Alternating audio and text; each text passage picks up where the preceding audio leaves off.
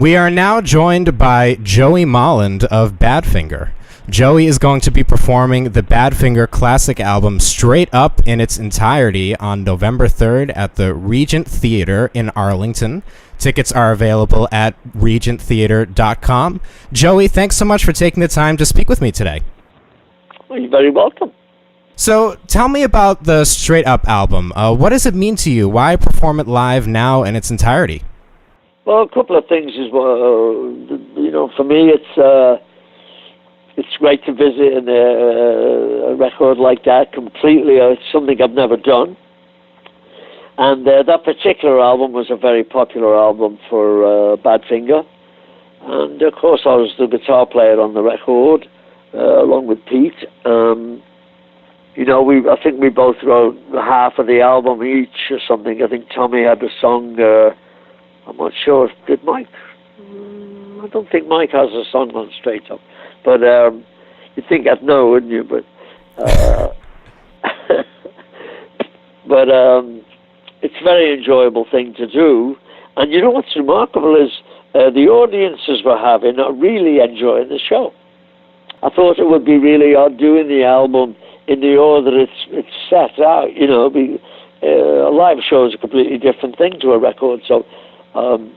it took a little while to get used to doing it that way, but this is about the 10th show that we've done like this, and so we're all pretty used to it now, and of course, but it's going, the audiences we're drawing, and the reaction of those audiences has been super.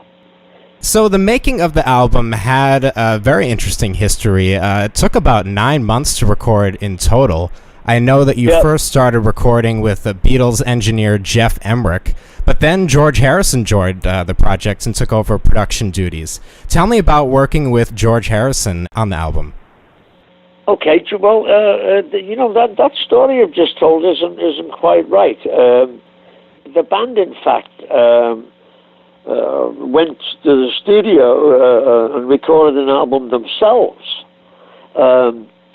We had Tommy and Pete decided to produce it, and we just all brought our songs. We went down to the Manor, which is a studio owned by Richard Branson at the time, and we'd heard that Elton John had gone up there and made a record, or some people like that, and I think maybe the Faces had recorded there, and we decided to go up there and make a record.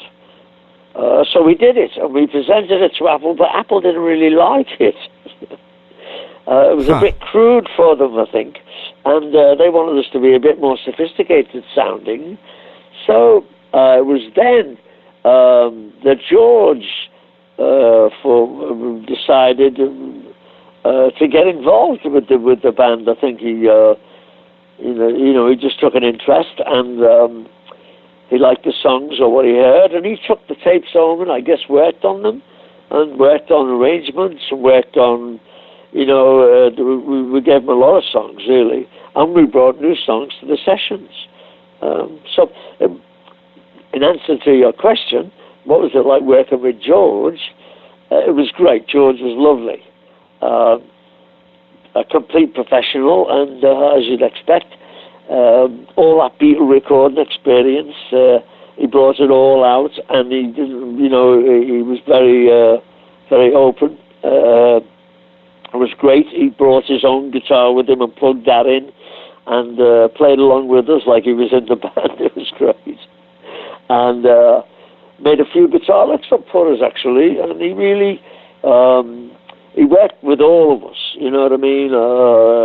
If we were doing your song, he'd work with you, and he'd work with the rest of the band as well, as far as parts went. Whether that was editing a part or bringing a new part in, he would do that at the drop of a hat. It was a lot of fun. It was really enjoyable. Hard work, but really enjoyable. Midway through the project, George left for the concert for Bangladesh? Correct. He came to us one day and told us, he apologized actually, and said he wouldn't be able to finish the album with us. His friend Ravi had called him and told him about or made him more aware of what was going on in Bangladesh, and was asking George if there was anything he thought he could do to help. They needed money, they needed, supplies, they needed a lot of things down there, a lot of people sick and people dying and drowning, and it was horrendous. Anyway, he decided eventually to do the concert, but when he spoke to us, he wasn't sure what he was going to do. And he went off to America to do that, and he told us he'd asked Todd Rundgren, who was a friend of his, to come in and finish the record. So that's what happened. Were you at all familiar with Todd Rundgren's work at that point? I wasn't myself, and I'm not aware that any of the rest of the band were. But we all kind of, went out right away and bought his records and had a listen to the stuff, and it was all, it was all good. It didn't sound like us or anything like that, so I don't know. But it was okay. It was good. The songs seemed to be good, and for me, like, it wasn't really my kind of music, but what the heck. Was there a big production style change with Todd Rundgren versus George? Yeah, more.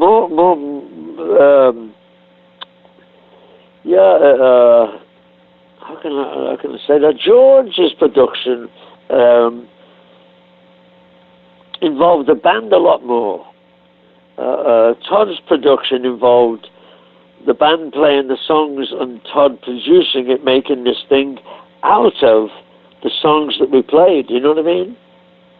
Like George would work with us, and we knew what we were building as it went along. With Todd, we simply played the songs. Although the winner was a bit of a production job where we kind of knew what it was going, but the other songs we seemed to just play them, and then we didn't hear them until after the record. You know what I mean? So George wanted to focus on the album as a whole, and Todd wanted to focus on them individually. Yeah, I don't think Todd had any idea of what. I don't know whether he and George had talked about it at all. I don't believe they did, because his approach was completely different to George's. George was making a record there, and I don't know, it was just a completely different. Other than what I've said already about George developing the song and you know where you're going when you're doing it, whereas Todd, like we did, I think it was Baby Blue or one of the other songs, and it came back with kind of some drum fills in it and stuff like that, which hadn't been there, and which was kind of a bit odd, and just stuff like that. It was really different. It was just different. You yourself grew up in Liverpool, is that correct? Yes, I did, sir. Were you able to relate to George on that level, as he was from Liverpool as well? Yeah, I think so. We felt like we knew what we were talking about. We knew what he was talking about. Instinctively, I think you feel that way about him. We'd played on his record with him as well on All Things Must Pass, and he was definitely a bloke from Liverpool, and he definitely was a plain speaking man. Although he wasn't brutish or anything, in his way of speaking. But what can I tell you about him? He was really easy to work with. We did relate to him easy, yeah. Getting back to the concert for Bangladesh, you and the rest of the band performed in the concert. Yes, we did. He called he said he was going to do the concert. He told us, and he asked us would we come and play on it. He said there won't be any money in it, life, but he said we'll get you some air tickets, and then the hotels will be looked after, taken care of. But I'd like to have you there. So we of course all said yeah. We were really quite honoured to do it. Still am, actually, and You know, I'll tell you, being involved with something, it's done an enormous amount for children, that record. And that whole thing goes, all the money goes to UNICEF. And it's really made a lot of money. And every time they reissue it, it makes all that money again. It's amazing. Right. It was filmed and released on an album. Absolutely, yeah. Yeah, so it's done really good. It was a great cause to be involved with. But any time you can do anything like that, we're trying to drum up some help, actually, for your listeners. We're trying to make sure that they're still aware of those, these terrible storms we've had throughout the Caribbean and the area. The Mexican earthquake, and these people all need help, And so we're trying to bring a little attention to that through our website, thebadfingersite.com. And we've got friends who live down there. We've been down there and played for them a few times. And anyway, just one of those things. So yeah. It's always great to be involved with something that is as successful as Bangladesh was. It was great. Was there a lot of rehearsal leading up to the show, or did it come together pretty quickly? Yeah, he flew us to New York, and then we stayed right around the corner from the. We rehearsed at the Steinway building, and they have a rehearsal hall upstairs. And so we went up there and we rehearsed. We got the rhythm beds together first. I think Ringo George, Billy Preston, Klaus Vorman, and ourselves. And, we just ran through the rhythm beds of the songs, basic backtracks kind of thing. And then, throughout the week, like the different singers came in and soloists until the dress rehearsal on the Friday. We flew in on the Sunday. The following Saturday was the day of the dress rehearsal. Sunday was the day of the concerts. And so we had a busy week rehearsing every day, of course. Yeah, it was good. It was good. We had plenty of rehearsal. Of course, most of the musicians were people that had played on the record, the All Things Must Pass, and most of the songs were based on that. You know what I mean? So there was that familiarity already. Exactly. Yeah, it was just a matter of refreshing yourself and then playing them to get them tight. George gets a bit cordy in his songs. You know what I mean? So he did. God bless him. And so it takes a little while to shake off the cobwebs, But we had a great time, and then we did the dress rehearsal on Saturday, and Eric Clapton showed up. That was the first time we played with Leon and his guys, although we'd met Leon during the recording of Day After Day, who George had produced that for this Straight Up record, and Suitcase as well. Leon played on that.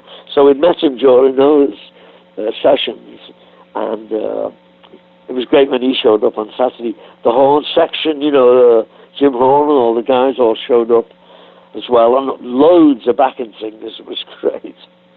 And Bob Dylan as well? Bob Dylan showed up, and yeah, we did the rehearsal, and then we sat down and waited for the cars to come. And Bob Dylan walked on stage with his guitar and his harmonica and that, and he set himself a mic up and he started playing and singing, just by himself. We were sitting in the audience going, "What the heck's going on?" And he was Bob Dylan. It was great. And of course, George and Leon and everybody ran down to the stage and quickly grabbed tambourines and guitars and played along with him and stuff. And they worked out a little bit of a set.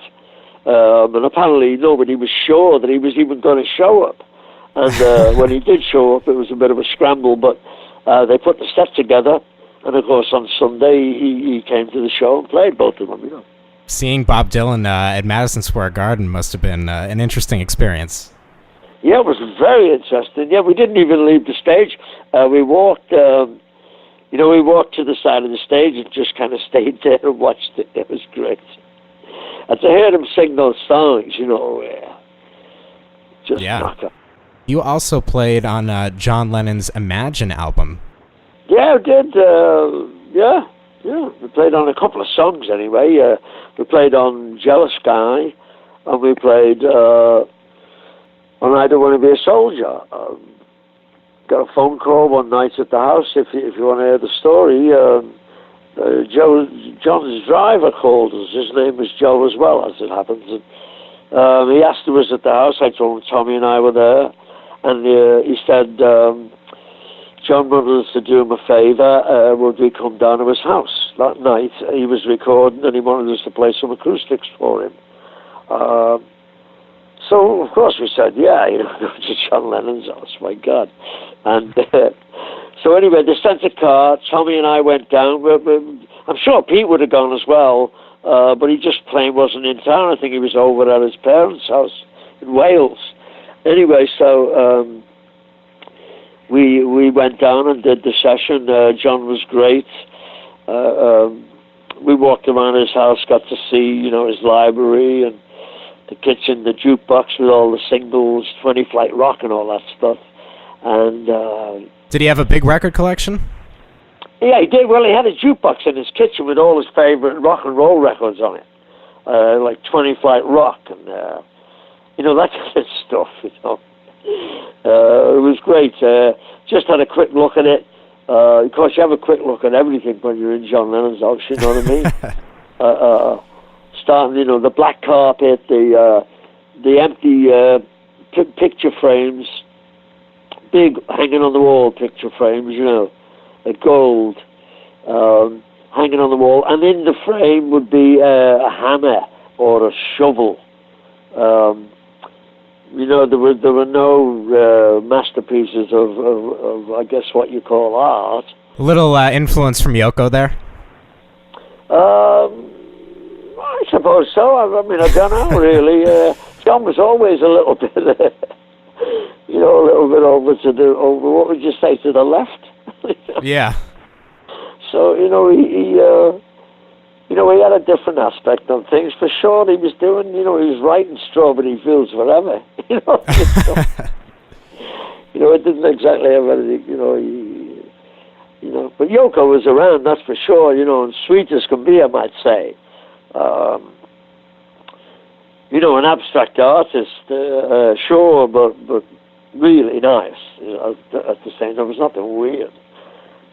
That's good to hear. Yeah, she was really sweet, man. Came in, how you doing? How's everything? You need a Coke or anything? Anybody needs cigarettes? Whatever. And she was really nice, really hospitable. Was Phil Spector there for the session too? Phil was there, yeah. Phil was in the control room, of course, with I think Phil MacDonald was engineering, and George was there. George was there as well. Yeah, George was there as well. Yeah. Was Phil Spector hands-on with the recording, or did he lay off and let John have direction, or what was that dynamic like? Well, I wasn't privileged to hang around John and Phil when they were doing that. I know that Phil never came in the studio and talked to us. Okay. And he didn't come in the studio and talk to us when we were doing the All Things Must Pass album, as you know, he produced that. But I got the impression that he was very hands-on, yeah, to the point of not allowing the engineer to play the multi-track back. He'd always play you a 2-track mix. And he had his echoes that he had in mind. The type of echo would be in the rough mix that he played to you. And this was immediately after you'd done the track. Yeah, so he would play it back to you, or he would play it back to the featured artist, I guess. And, if the artist was happy, with the take, then he would give his opinion, But I wasn't really privileged to that side of their relationship, John was very, first place he was John Lennon. Second place he was playing Jealous Guy and I Don't Want to Be a Soldier, 2 really good songs. And, that's enough really. You don't really need anything more than that, It was great. Everybody grabbed the parts. He made it plain that he didn't want anybody overdoing it. Just play the song. Just play the song. And they asked Nicky to get an intro. I'm talking about Jealous Guy now, because the other one was pretty much a jam. But Jealous Guy was a little bit of arrangement to it, and the chords in there had to be shaped properly, things like that. So we ran it down once or twice, but just keep it simple, keep it straight, and that was as simple as that, you know. Was George's style on All Things Must Pass different from that? Was he more particular? No, his ideas were just as formed. So he would come in and go to each part of the band, like he'd go to the rhythm section and play the song to each part of it. You know, he'd go over the song with Klaus, he'd go over the song with us, the chords, the arrangement. And the arrangements are pretty straightforward, you know, so he would do that, and his ideas were just as formed. And he made the point as well of keeping it straight, not fiddling around. You know, if you're playing rhythm, just play the rhythm, you know. He had Ringo playing drums on that, so, you know, Ringo's, you know, possibly perfect, you know, as a drummer. You know, where to put fills, how, you know, how it works, how the tune works, the melody, the tempo and feel of the melody, those kind of things. Ringo really did have an excellent ear for when to come in, when to come out, and never played the same fill twice in a row. Yeah, he did. He was really remarkable, and an essential part of the band, you know, that band, and yeah, he was great like that all the time, you know. He didn't mess around, and you know, he'd listen. He didn't, you know, bang on the drums while somebody was talking about it. You know what I mean? No noodling. You know, yeah, you know, you actually listen, pay attention, and you know, these are the things super important, of course, in getting the song right. You know what I mean? So. On All Things Must Pass and Imagine in the Concert for Bangladesh, there were a lot of the same musicians with Ringo, Klaus, yourself, and Badfinger. There was that familiarity with just playing together so much that made it really sound... You were all used to playing with each other. Yeah, pretty uniform, but we all came from the same roots, you know. We all came out of that... I don't know, early music, you know, and I'm talking about early, I'm talking about 20th century music, not classical music particularly, although we had an ear for it, but you know, the stuff we did when we were growing up from our mum, you know, that was like Irving Berlin songs, wasn't it, and Anthony Newley songs, and people like that. And then the rock and roll came in, rhythm and blues came in, and then rock and roll, really. And then, you know, and then the Beatles came along. You know, that kind of form of Britpop, I guess, if you like. And then we came along with our power pop, you know, kind of stuff. Yeah, so we all came out of the same roots. We knew how the songs went. We knew the form of songs, you know, bridges and choruses and how that worked, introductions and stuff, you know. So we all brought that to the session, and I think that's why that worked, you know. Bringing the same influences in, yeah, it totally makes sense. Yeah, we're all playing it. And plus, we'd all had the Beatles as well, and they taught us a lot, didn't they? Every time they put a record out.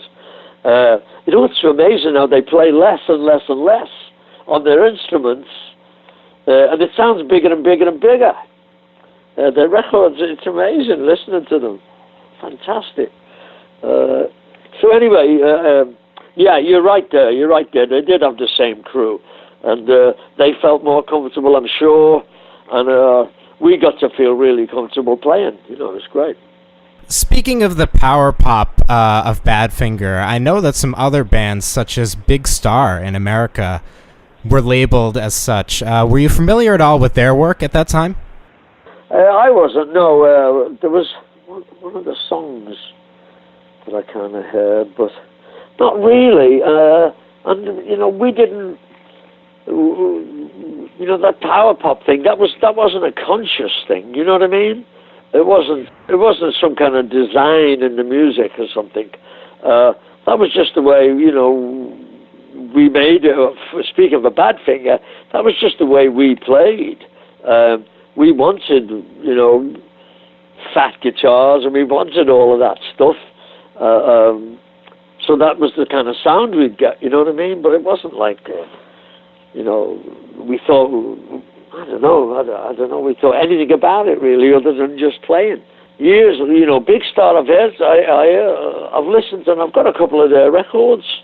I actually pick up their records when I see them to listen to them, you know what I mean? They sound to us, and if you'll forgive me for saying it, they sound a lot more kind of homemade, and maybe that's what they are.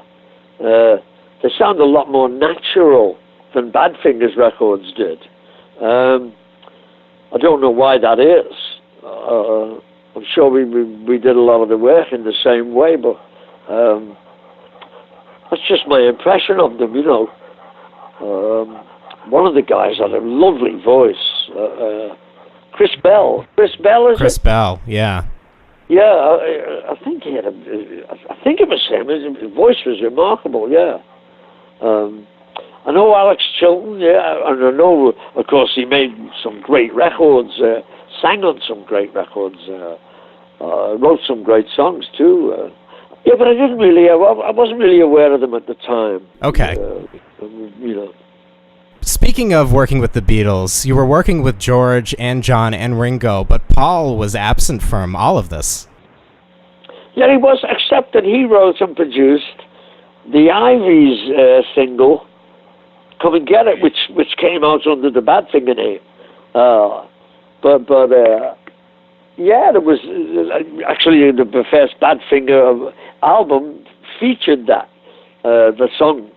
So, but that was the last of his involvement with it.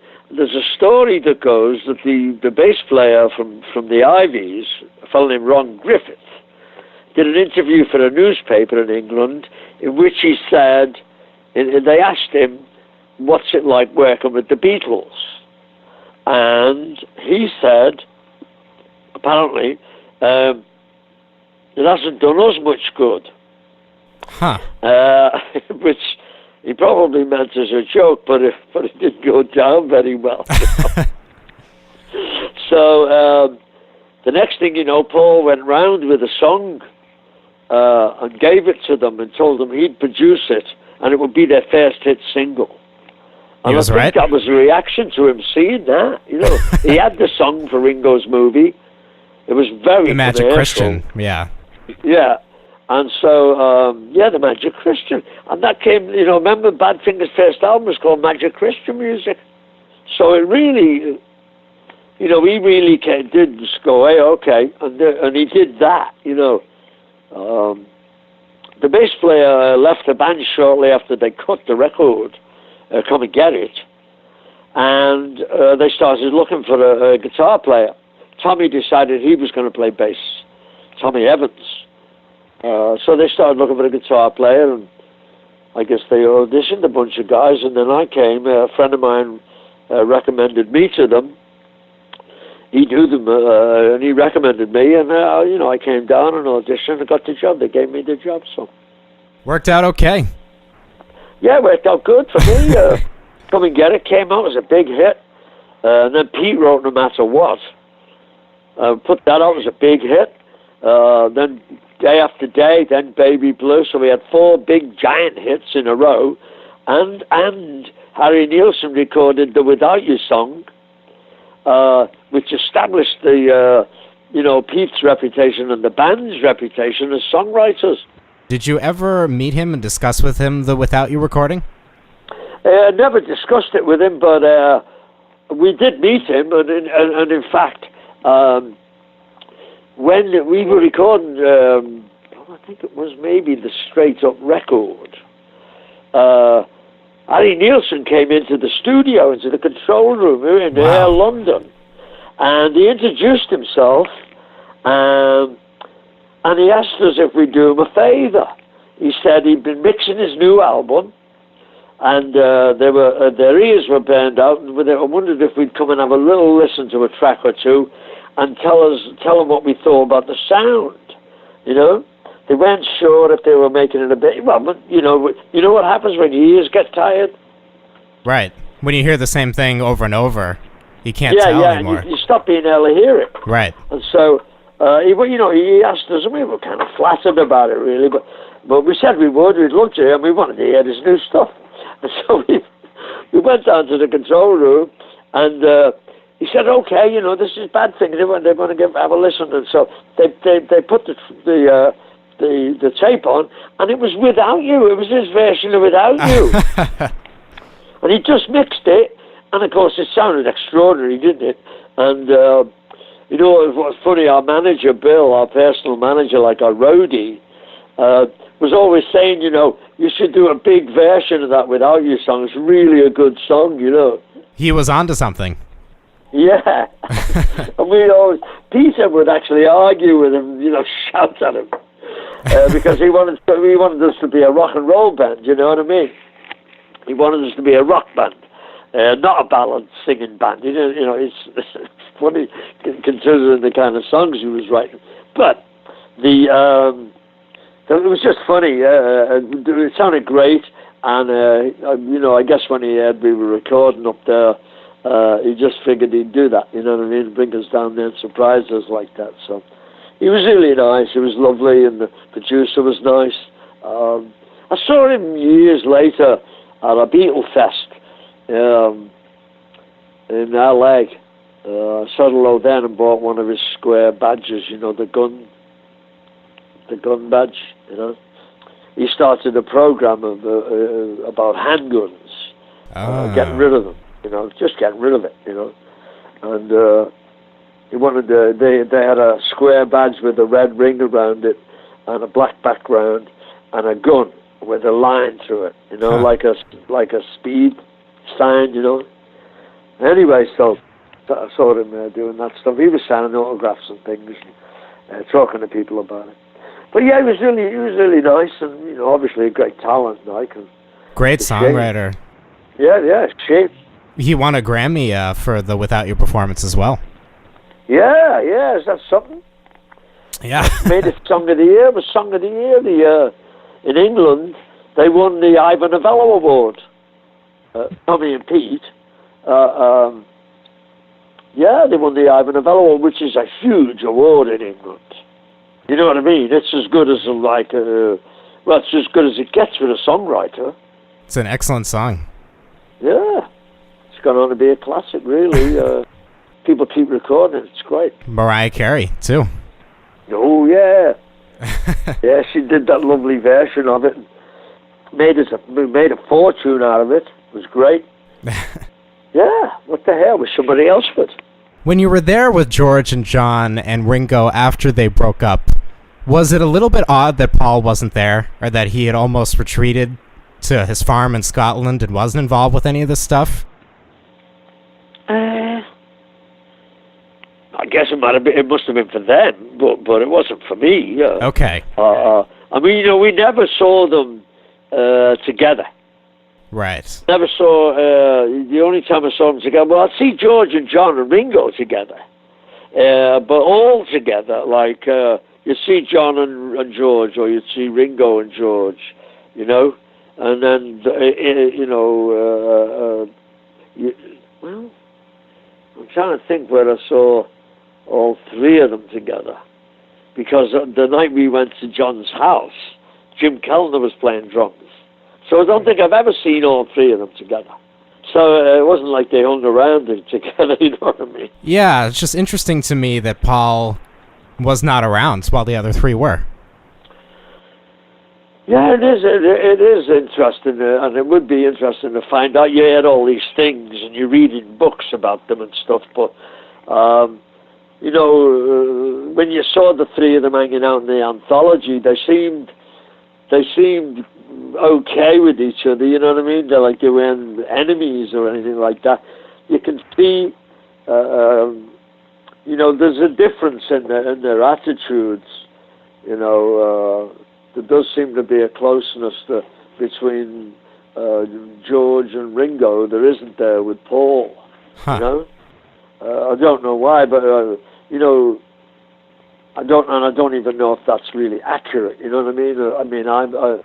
I could just be talking because I saw a picture somewhere or I heard something on the news. You know what I mean? It's kind of weird, isn't it, to go back and you can't take the milk out of the tea, if you like. You know what I mean? Right. You know, it'll never be the same. So, but I never saw them all together where I could tell you about that. But you know, I saw George and Ringo were getting on good. You know, getting on great. You know, never saw them arguing and fighting and bitching at each other. Or you know, you see people go in the corner and start talking to other people about that guy. You know, so. Of course, John had the "How Do You Sleep" song on Imagine. Yeah, that's not. Yeah. Yeah, it's unbelievable. Yeah. Are you working on a new solo album right now? I am working on new stuff. I'm trying to get it together, do this record with Mark Hudson producing it. And so he's got all my discs right now with a bunch of songs on it, and I've just started to get some new ideas, actually. It's kind of funny. I haven't been writing really for, I don't know, a couple of years, really. But I just started to get sparks. Again, you know, they come in flashes for me. Songs do, an idea, just a simple idea, you know, turns into something. And you released a new solo album a couple years ago, Return to Memphis. Yeah, Return to Memphis. You know what? I was kind of dissatisfied with it, and I put it away for a long time. I didn't listen to it. And then I'm moving house right now, so I can get on with things. I play a lot of music, and I do me packing and working while I've got some music playing, and so that's in my multi-CD player, and it came on, and so I let it play, and it did sound really nice. You know, the girls singing. I think the songs are actually pretty good. But I was a little dissatisfied with it at the time. But kind of moody, and the songs. I let the producer pick the songs, and I know I put it all in his hands, which is something I'm very loath to do. But I wanted to make a different record. It's almost like what you were talking about before, how when you hear your own songs over and over again, it becomes hard to be critical of them. Yeah, you can't. It really is weird. Just weird. You know, we get these ideas and write them, and that. It's just funny. So, as I mentioned, Joey is going to be performing Straight Up in its entirety on November 3rd at the Regent Theater in Arlington. Joey, good luck with the show, and thanks so much for talking to me this evening. Oh, you're very welcome.